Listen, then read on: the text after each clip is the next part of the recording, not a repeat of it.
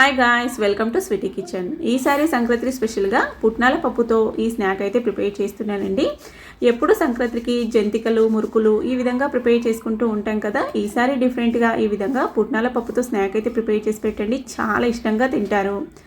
ఇవైతే చాలా క్రంచీగా ఉంటాయండి. ప్లస్ వీటిని ప్రిపేర్ చేసుకొని నెల 2 నెలలు కూడా నిల్వ ఉంచుకోవచ్చు. మరి ఆలస్యం చేయకుండా ప్రిపేర్ చేసుకునే విధానం అయితే చూసేద్దామండి. రెసిపీ చూసాక రెసిపీ నచ్చినట్లయితే ఒక లైక్ అయితే చేయండి. పిండి కలుపుకోవడానికి వీలుండే వెడల్పు గిన్నె తీసుకొని అందులోకి నేను ఇక్కడ గ్లాస్ కొలతలతో చూపిస్తున్నానండి. మీరు కావాలంటే కప్పు కూడా తీసుకోవచ్చు. నేను ఇక్కడ 1 గ్లాసు పొడి బియ్య పిండి తీసుకుంటున్నా.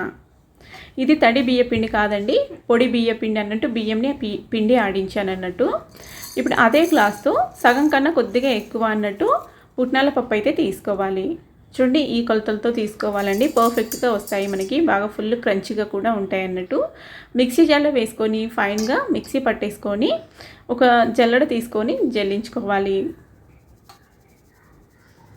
ఈ విధంగా బియ్యపిండిలోకి ఈ పుట్నాల పప్పుది పిండి మొత్తం జల్లించుకొని 1 టీ స్పూన్ వామ్ తీసుకొని చేతిలో వేసుకొని ఈ విధంగా క్రష్ చేసుకొని వేసుకుంటే ఫ్లేవర్ అనేది చాలా బాగా వస్తుంది అన్నట్టు.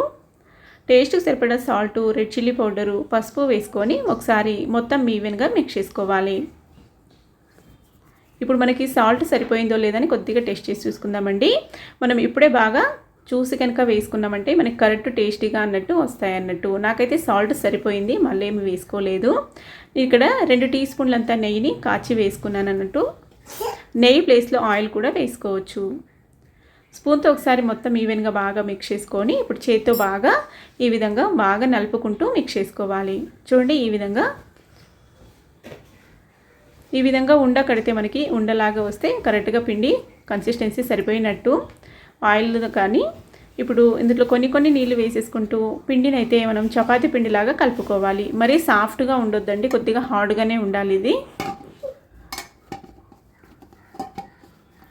1 నిమిషం బాగా నీడ్ చేసుకొని ఇప్పుడు రౌండ్గా బాల్ లాగా చేసి దీనిపైన ఇప్పుడు చూడండి ఈ కన్సిస్టెన్సీ రావాలి. తడి క్లాత్ చేసి పక్కన పెట్టుకుందాం.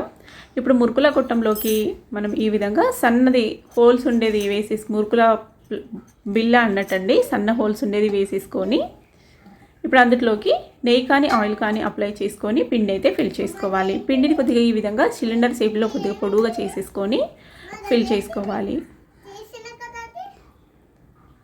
టేస్ట్ అయితే ఫుల్ క్రంచీగా ఉంటాయండి. సేమ్ మనం కురుకురే తింటే ఎలాగుంటుందో ఆ విధంగా అయితే వస్తాయి.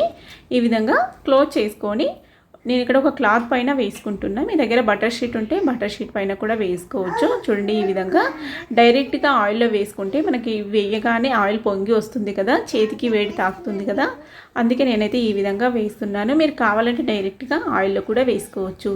ఫస్ట్ టైం ప్రిపేర్ చేసే వాళ్ళు ఈ విధంగా ప్రిపేర్ చేయడమే చాలా బెస్ట్ అండి, చేతులు కూడా కాలకుండా ఉంటాయి. చూడండి, ఈ విధంగా వేసేసుకొని మనము చేతితో చాలా ఈజీగా తీసి కాల్చుకోవచ్చు అన్నట్టు, చేతికి ఏమి అంటుకోవన్నట్టు. చూడండి, ఈ విధంగా ఇప్పుడు డీప్ ఫ్రైకి పెట్టుకున్న ఆయిల్ బాగా హీట్ అయిన తర్వాత ఈ విధంగా వేసుకొని కాల్చుకోవాలి.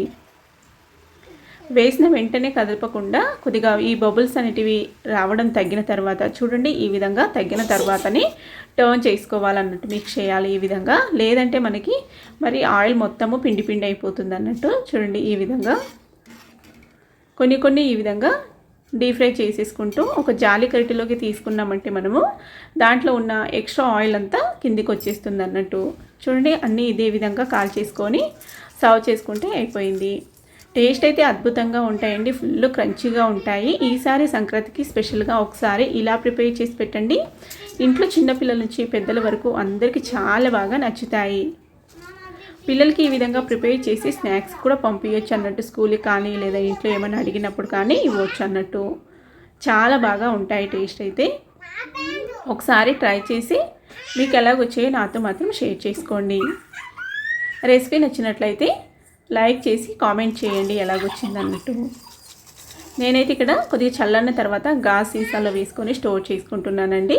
పిల్లలు స్నాక్స్ అడిగినప్పుడు లేదంటే ఎప్పుడైనా ఈవినింగ్ స్నాక్స్ టైంలో కూడా తినొచ్చు, పప్పు చారులో కూడా నంచుకోవచ్చు. టేస్ట్ అయితే అద్భుతంగా ఉంటాయి. Thank you for watching. Bye.